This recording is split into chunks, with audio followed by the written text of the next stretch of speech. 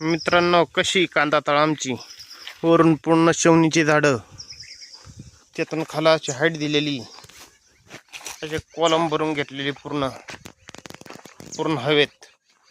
आतून बघायचं कसं आहे की कांदे खराब झालेत.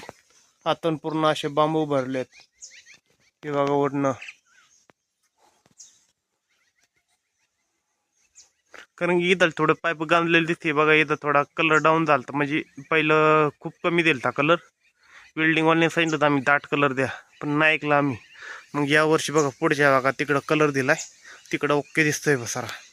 हे अँगलला पण दिलाय सिल्वर कलर. याच्या खाली पूर्ण पाईप टाकलेली आहेत. आणि हे बघा सगळं सेटअप कसा आहे. खाली अशी आडव्या साईडला 1 2 3 आणि 3च असे पाईप आहेत साईडला.